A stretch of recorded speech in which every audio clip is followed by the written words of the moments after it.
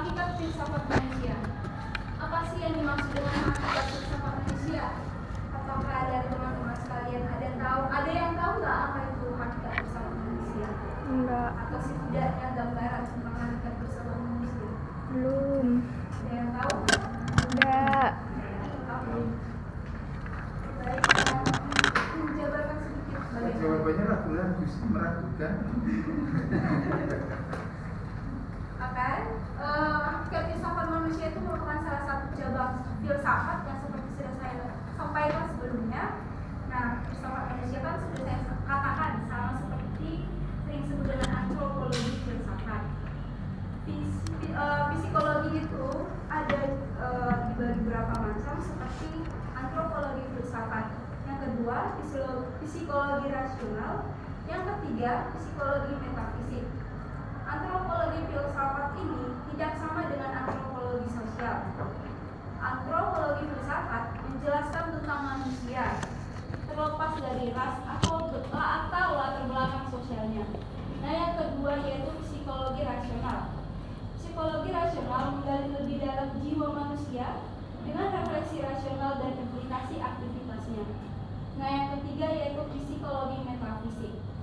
Psikologi metafisik yang berkaitan dengan aspek kehidupan serta pandangan hidup manusia terhadap realitas dunia.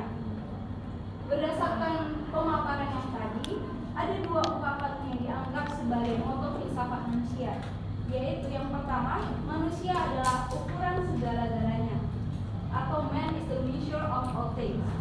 Moto ini berasal dari Protagoras. Dan yang kedua, kenalilah diri Anda, atau know yourself. Nah, moto tersebut berasal dari Oracle Delphi. Manusia adalah makhluk pribadi sehingga penting untuk mengenal dirinya sepenuhnya. Mengenal diri sendiri dapat membantu kita untuk mencapai semua tujuan dan impian kita serta menghibur kita selama masa-masa sulit dalam hidup kita.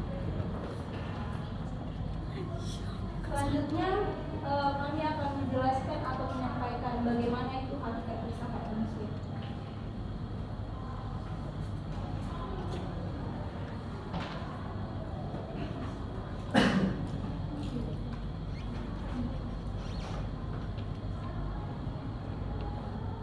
Yang selanjutnya ada pengertian dari filsafat manusia.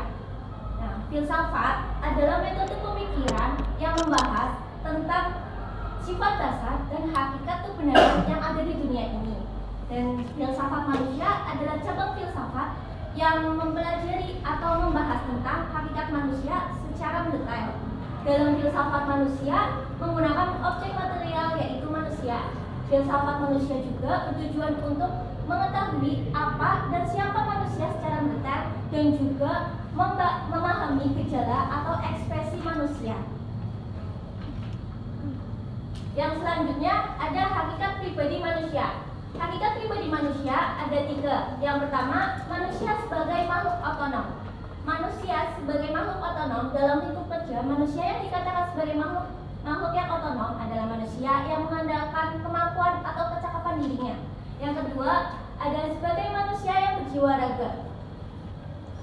Unsur jiwa dan raga adalah suatu hal yang tidak berdiri sendiri. Keduanya terdapat dalam satu struktur yang menyatu menjadi diri pribadi, sehingga diri pribadi dalam manusia adalah jiwa yang meraga dan raga yang menjiwa. Artinya jiwa menyatu dengan raganya dan raga menjadi satu dengan jiwanya. Kejiwaan seseorang seharusnya terlihat dari tingkah laku badannya, dan badan seseorang itu seharusnya mencerminkan jiwanya. Yang ketiga ada sebagai individu yang memasyarakat. Manusia lahir dalam keadaan yang lemah dan hidupnya bergantung pada pihak lain. Tetapi tidak semua individu mau memasyarakat. Ada juga masyarakat yang mengindividu.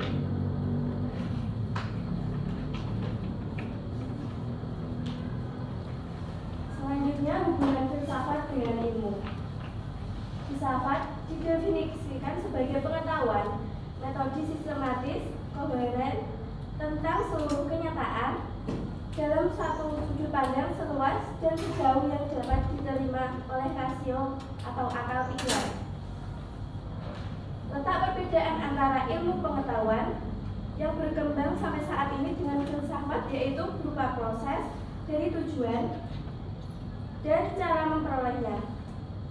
Filsafat adalah ilmu spekulatif yang mempelajari seluruh realitas dan memformulasikan prinsip-prinsip serta hukum-hukum. Ilmu adalah bentuk pengetahuan yang pasti, nyata, dan terorganisasi yang muncul dari prinsip-prinsip. Terkadang, ilmu berbeda dengan pengetahuan karena sebagian besar pengetahuan yang diketahui berasal dari suatu pendapat atau opini. Ilmu dibagi dalam dua kelompok, yaitu ilmu praktis yang diawali dengan pencarian kebenaran sebagai alat untuk mencapai suatu tujuan yang lain, dan ilmu yang bersifat spekulatif dibangun berdasarkan opini. Dua ilmu tersebut menjadi pijakan dalam mempelajari filsafat manusia. Selanjutnya adalah objek filsafat manusia.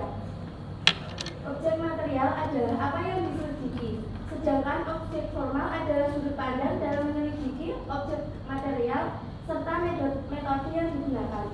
Berdasarkan definisi tersebut, maka objek material filsafat manusia yaitu manusia, sedangkan objek formalnya adalah inti hakikat manusia dan yang meliputi dua aspek.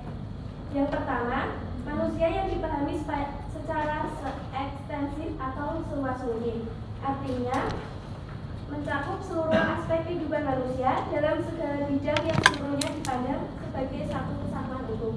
Yang kedua adalah manusia yang dipahami secara intensif atau sepadat mungkin, artinya seluruh manusia harus dipahami secara manusia dan manusiawi. Enggak. Barangkali ada yang membawa charger. Enggak. Betul hati.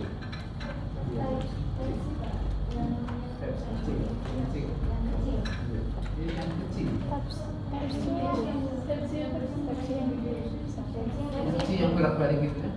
Oh iya. Iya. Pepsi bolak-balik.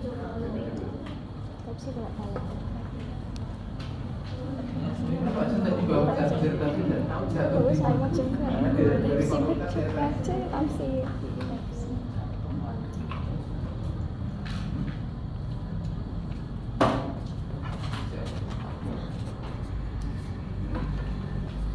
Terima kasih.